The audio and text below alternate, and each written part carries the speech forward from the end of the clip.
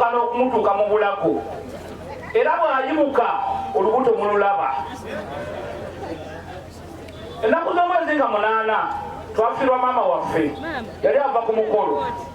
Abatemu ne bagenda nga bamugoberera, olwatuuka ewaka ne bamutugira mu nnyumba. Bamala omutuga ne bamugyamu omumiro, ne bamuzola ensingo ne bagikutula. Tuba tuli awo buzira kisa Nasuuna n'atuuka. Baziva gye tutamanya nti okufiirwa kwaffe Nasuuna yafunye muli mulido. Nasuuna nteeka omulambo ku mmotoka tugutwala ku motale bagukebere. Abasawo balaga bulungi ekyase maama. Nasuuna akiraba. Nasuuna yakozesa omukisa ogwo ogw'okutuvumubika nga tuli mu kufiirwa, tuli mu nsasagge, n'asobola okuyisaawo enguzi egyayagala okulya. Nasuuna yatukozesa sitatimenti nga situli beeteefuteefu. Twaziika ku Sande, ku Mande Nasuuna yafuna abagenda okweyimirira abatamama waffe. N'asooka atyamu. Nasuuna kye yakola nga ayagala okulya enguzi, yasitula fayiro yatukozesa mu lumba omwo n'azitwala ewa siteeti. Kyokka nga zirina kye ziraga kyoba tulina abantu okuba nti maama waffe baamusse. Nasuuna bwe yasitula fayiro ezo n'azitwala ewa siteeti.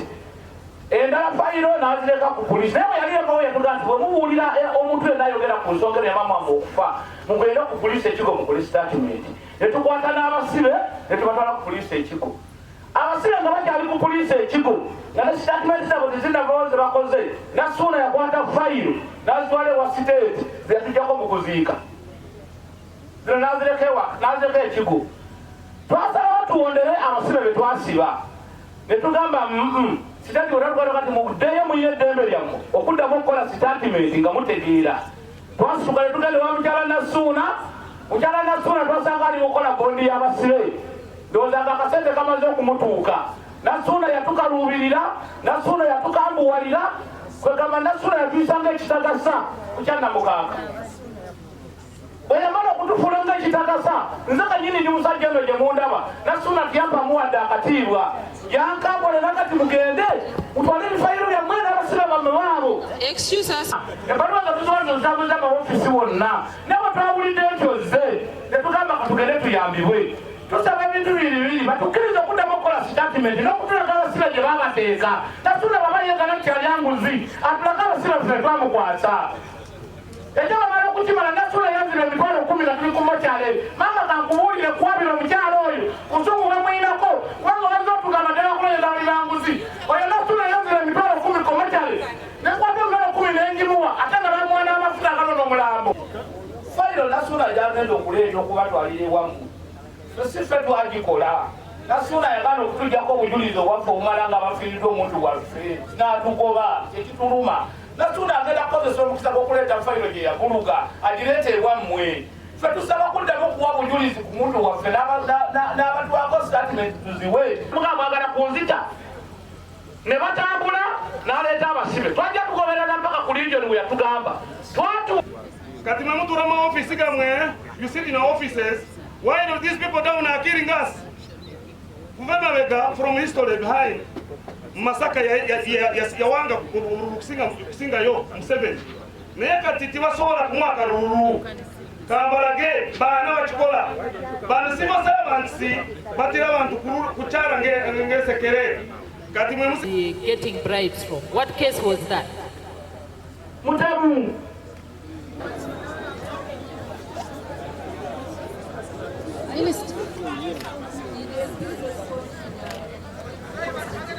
At our police station, and it was CRP 328. I moved to the ground, inquiries commenced. It happened on 8th. I found when the area police had arrested those people, there were two.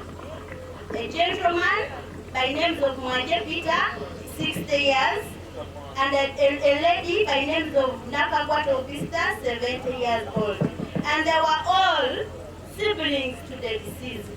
They were arrested by the area police on allegations of the past land wrangles they had between themselves. I finished my statements on ground, as he says, that I hurried up, but I recorded statements on ground. Reason being, when you leave the ground, it is hard to get them to turn them back because it is far to give you more statements. So I commenced with the inquiries. We took the body to the mortuary. I started on the file.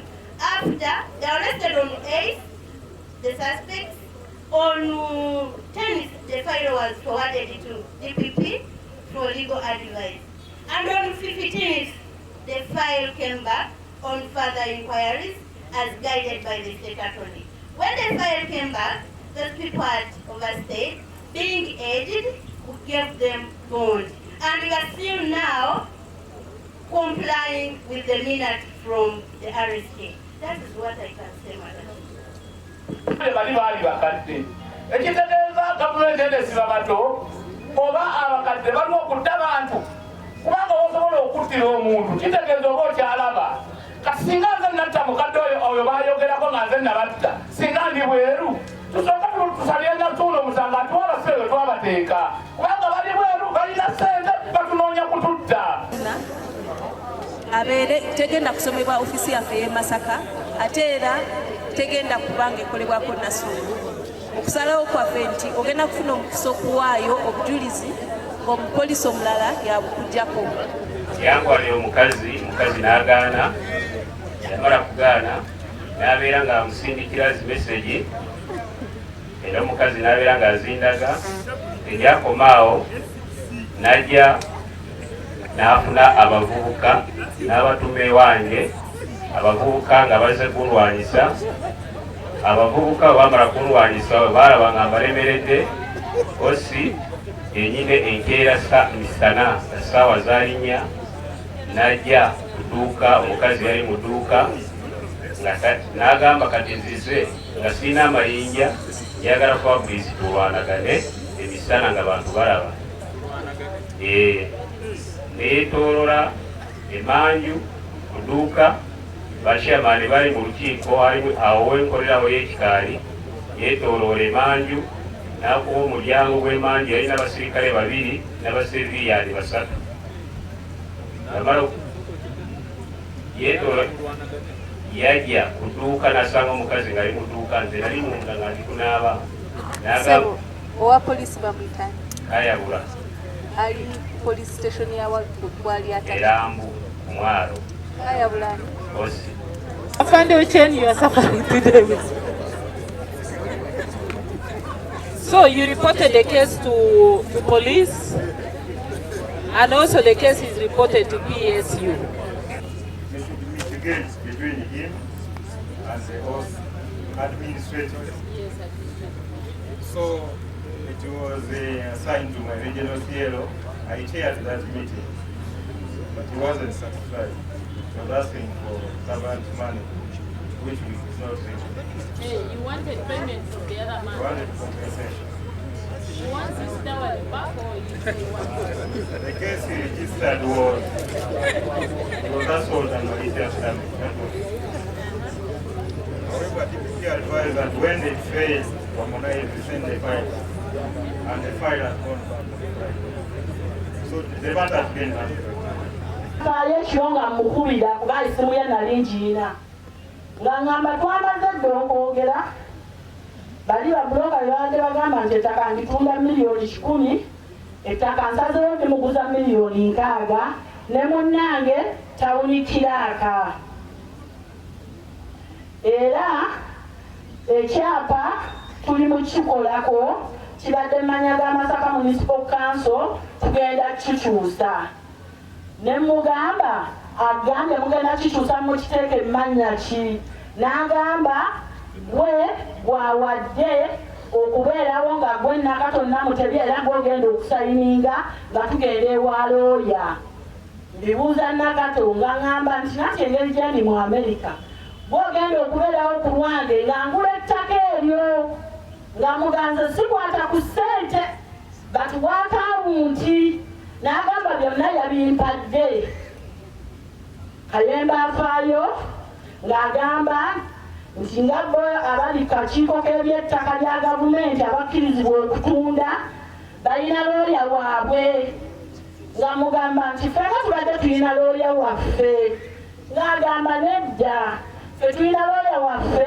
era bamuyita kamugunda izo ziyise ku akawunti eyitidde mu Equity Bank ng'akuba akapapula eyaweererezako ssente ng'akansindikira miliyoni 2 agasooka nga bagenda mu ndagaano ng'egamba ebigambo bino wammanga azimanyi omuntu yenna ng'ali ku kyeyo amanyikiddwa nti akolera mu bulumi bw'aba omuntu yeewaayo n'agula ettaka lya gavumenti ng'oli mwamu omukola olukusa olulitunda essaawa no nga sirifunye kyekiba kiddako zirajjambiya kubanga ne poliisi ereme okuyamba omusajja oyo kubanga amaanyi amanyikiddwa nabwaba nakoowa nagenda ddambaala disi nga ne wuudo etalirajja nempaaba nga bala disi tebatuyamba obuzibu bwe tulina wano wali enguzi okuva ku mwantu esooka mpaka kuwa waggulu mu bitongole ebyemuzi enguzi etandikira ku kimeeza ku reception mu poliisi enguzi etandikira ku gate mu RDC enguzi etandikira ku basakulita baabwe kino byogera nga buno oli musiraamu nga nange ndi musiraamu nga tonnajja natambula tebala disi mwantama sangole ebyennyinnyonnyodde onalaba minisita nzire muneyambibwa oba ngenda mwakutokula gambye tweteleekayemba kubanga tweraba wa poliisi tenyambye kwakamubye nafala emisana ngapesakagasisanga oba kyeyo Mama basaba police. We want you to give us documents. The RCC here says you have not come to office. So, but we want to take over from there. Because you have been coming to other RTCs and RCCs, they have not helped you. But we want to help you, but we want to understand. There is a CRB number here. We shall ask the police. Is the DPC here? But it's also new. That DPC is also new. That's what you're asking for the CRP. So, this number we shall give to them, and we have all the officers here. DPP is here, and then we shall also look for this man. This is part of corruption. First of all, this is not his land. The land belongs to the city, and he has sold it in a wrong way.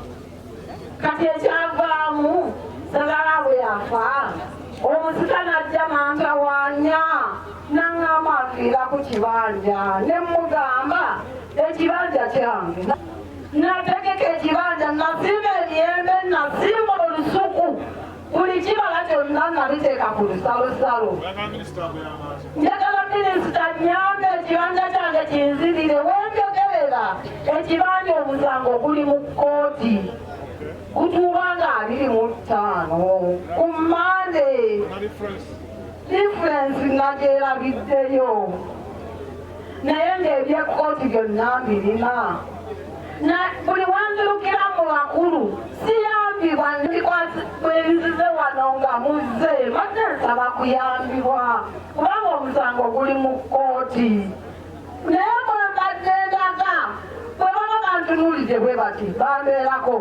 okuddayo enkeera nga bagatunza ndali nga tebakyandalawo omusajja oyo eyangula mbonyaabonyezza bakola malisiasi damagi nakumusama ng'akutta ejjambiya n'asaawa ebiriro byange byonna ate omukulembeze atutwala banange tuyambiddwa tukyafa abanaku kyokka sirina kyenda nawakasibeerawo baleeta omusajja feesi mpya. We shall be coming down on the ground to be with you people, get information from you. We have given you numbers and give us the right information. Don't witch hunt anybody. And I know what we got yesterday. It was facts. That's what led some people to go to the cells. And they are now inside the cells. We are not witch hunting anybody, but we are here working for government and working for you, the citizens. And we don't do selective bidding in this. We do it in the lower governments and we do it in the center. Because we want to get rid of of this vice called corruption. So the same way we do with you is the same way we do with Kampala office. And once you're put inside, don't blame anybody. We are doing our work. So the message I can leave with you today is, let's work together to fight corruption. And don't get intimidated by us who are in these offices. Even if it is me, don't accept me to intimidate you. Even if it is RCC, even CAO, even a city clerk, or IGG or any other person here, don't accept. If you find I'm intimidating you, go to another office, because they will also come for me.